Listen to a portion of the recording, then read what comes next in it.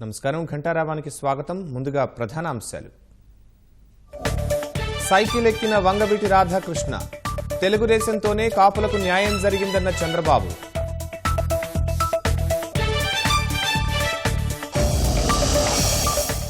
జగన్ కేసులో ఈడీ లేఖను ఎందుకు తొక్కిపెట్టారన్న సీఎం, నేరస్తులకే మోదీ చౌకీదార్గా మారారని ఆగ్రహం.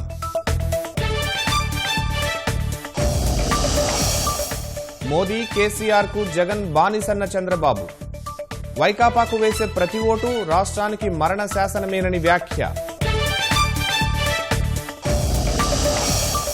ఏపీకి న్యాయబద్ధంగా 1,00,000 కోట్లు రావాలి, విభజన హామీల అమలు నిర్లక్ష్యంపై నిలదీసిన బాబు.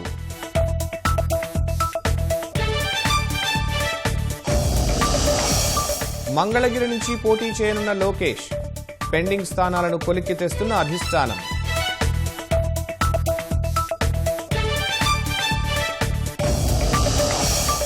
ఈ నెల 16 నుంచి జగన్ ప్రచార పర్వం, అదే రోజు తొలి జాబితా విడుదల.